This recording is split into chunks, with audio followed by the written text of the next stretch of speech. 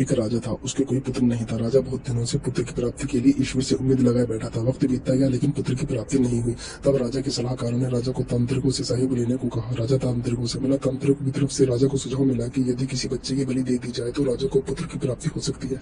राजा ने राज्य में ढिंढोरा पिटवाया कि जो अपना बच्चा बलि के चढ़ाने के लिए राजा को देगा उसे राजा की तरफ से बहुत सारा धन दिया जाएगा। एक परिवार में कई बच्चे थे, गरीबी बहुत थी। उस परिवार में एक ऐसा बच्चा भी था जिसका ज्यादातर समय सत्संग और साधु संतों की वाणी सुनने में निकलता। इस वजह से बच्चे की ईश्वर पर बहुत आस्था थी। वो ईश्वर की भक्ति किया करता था। जब राज्य के सभी लोगों सहित इस गरीब परिवार को राजा के इस इनाम का पता चला तो परिवार को लगा कि क्यों ना इसे राजा को दे दिया जाए, क्योंकि ये निकम्मा है, कुछ काम धाम भी नहीं करता है और हमारे किसी काम का भी नहीं है।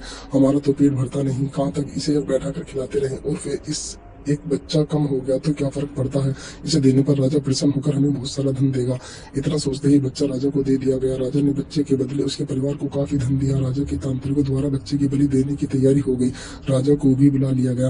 राजा और तांत्रिक दोनों के द्वारा बच्चे से यह सवाल किया गया कि तुम्हारी आखिरी इच्छा क्या है। बच्चे ने कहा कि मेरे लिए रेत मंगा दी जाए। राजा ने कहा बच्चे की इच्छा पूरी की जाए, अतः रेत मंगाया गया। बच्चे ने रेत से 4 ढेर बनाए। एक एक करके बच्चे ने 3 रेत के ढेरों को बुरी तरह से तोड़ दिया और चौथे के सामने हाथ जोड़कर बैठ गया और उसने राजा से कहा कि अब जो करना है आप लोग कर ले।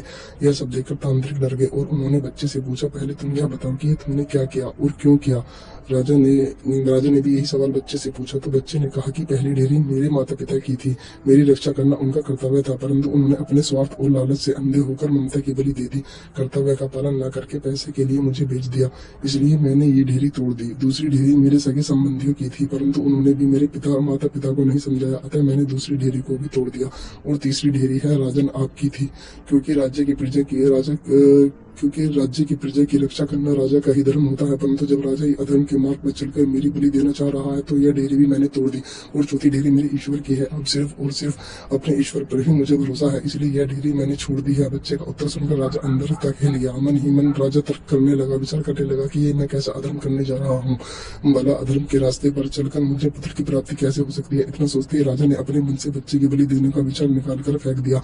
राजा ने बच्चे की बलि रुकवा दी। इतना करते ही तुरंत राजा के मन में यह ख्याल आ गया कि बच्चा, अरे क्यों ना ये बच्चा मैं पालूं, इसे अपना पुत्र बना लूं, अपने पास रखूं। आखिरकार इतनी ज्ञानी और ईश्वर प्रेमी बच्चा मुझे कहाँ मिलेगा। इतना सोचते ही राजा ने बच्चे को सीने से लगा लिया और ऐलान कर दिया कि आज से ये मेरा पुत्र है, मैं इसे गोद लेता हूँ। राजा फूट फूट कर रोने लगा और खुद को कोसने लगा कि मैं मूर्ख अपनी कामना में इतना लिप्त हो गया कि धर्म अधर्म में फर्क नहीं जान सका। इस पुत्र मोह में मेरा मन इतना अंधा हो गया कि ईश्वर ने मुझे पुत्र दे दिया और इस बात को समझ नहीं पाया, देख ही नहीं पाया।